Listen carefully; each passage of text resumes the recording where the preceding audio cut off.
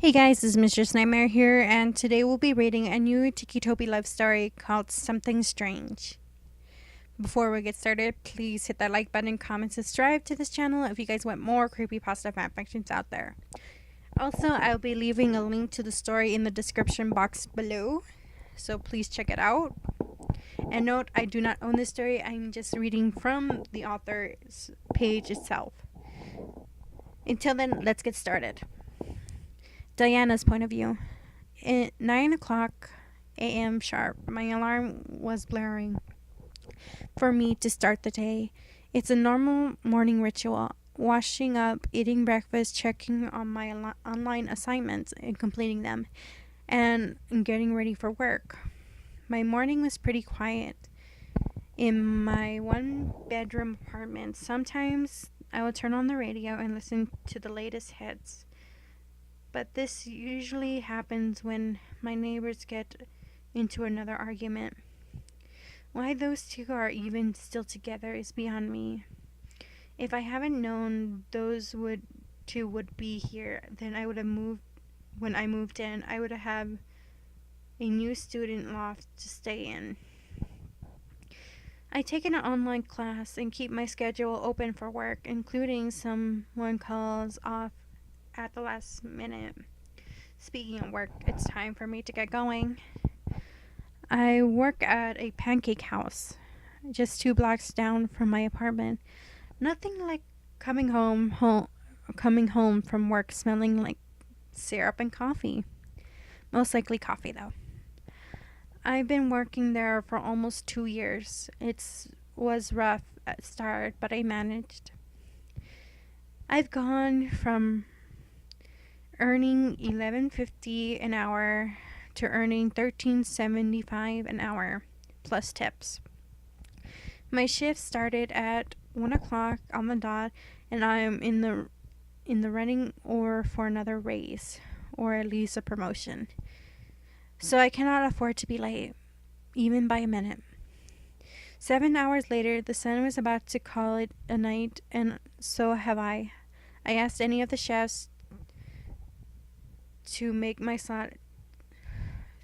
to make me a shot of stacks to go. I developed a pretty good recipe with my coworkers. Well, most of them anyway. Once the pancakes are packed up and bagged for me to go, I clocked out and headed home. The only I'm not going home just yet. I'm making sure I get there. It's not getting dark. And there's been more than a few murders and disappearances these past few months. I am not that scared. I am on my way to meet some friends. We have a little spot that we meet at. It's like a little childish, but it's 3 houses in a backyard of an abandoned house. I'm surprised the city hasn't torn it down yet. Then again, although it's been overgrown by weeds and all kinds of plant life, I'm not even sure it's an eyesore. Even seen some art students using it as a model for their sketches for their assignments. The house was a little further away from my place and then my job, but still a nice walk. That's what I love about spring. Even though at night the weather was still nice and comfortable, once I got to the house, I could see a couple of photographers taking pictures of it. I didn't want to get in their way, so I sneaked through the gangway that lead to the backyard. Right in the middle of the small yard and big tree with a dozen sized trees house. I wonder about what happened to the family that lived here. I never looked into it. I climbed over the ladder and led me to the small entrance and crawled inside. I turned on the lamp to see that I'm alone. For the time being, I opened the door with the counter of hot pancakes, or the container of hot pancakes, and placed it in my hand, still warm.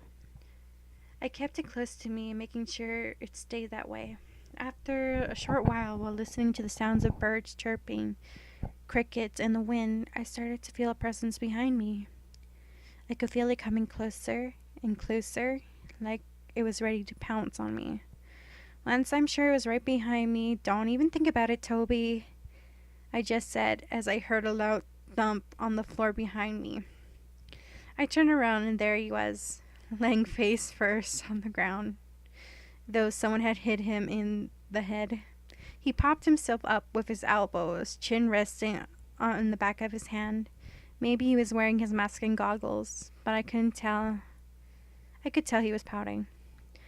"How'd you know it was me?" he groaned, carefully wanting to catch me by surprise.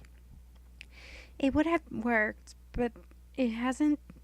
It wasn't 15 times that he tried this. You seriously don't remember all the times you've done this? You completely predictable now.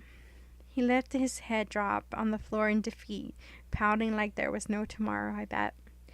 I laid on my right side, close to him. Then I guess I guess you don't want your breakfast or dinner, I said teasingly, putting the bag in front of his head.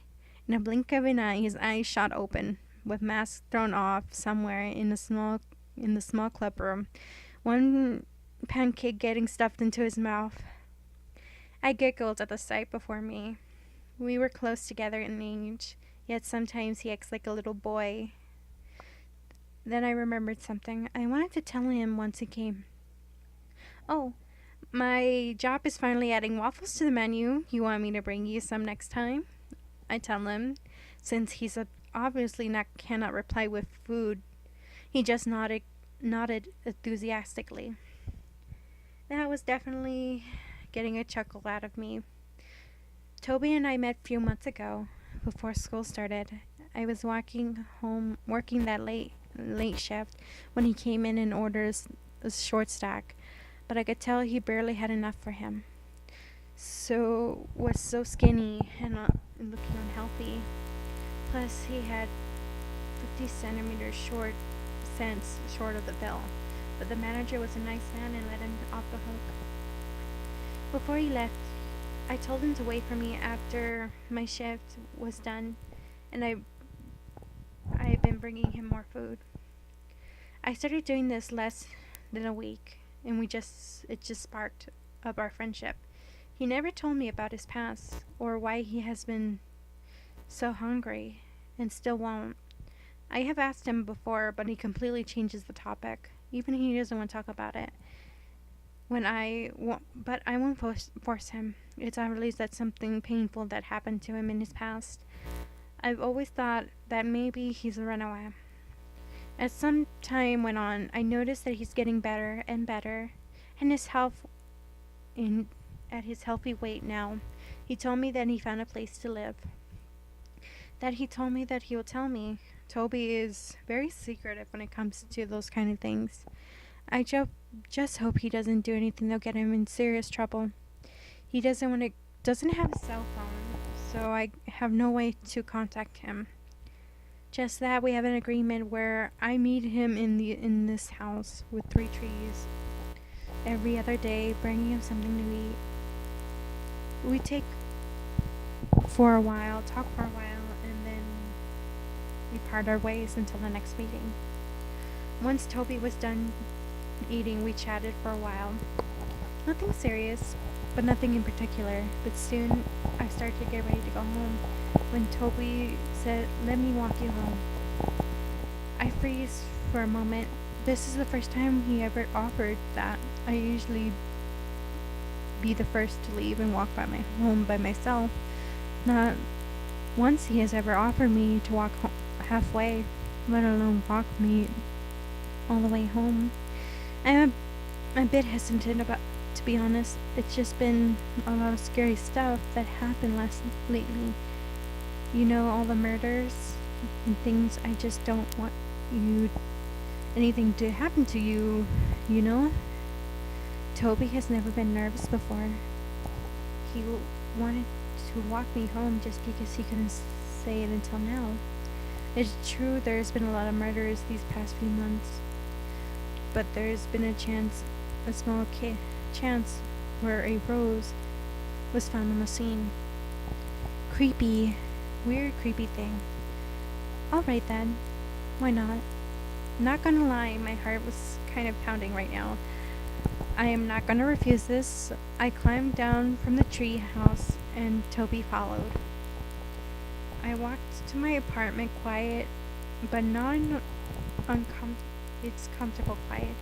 Not an awkward quiet, but it was nice. We reached my apartment. We gave each other a quick goodbye and I go inside.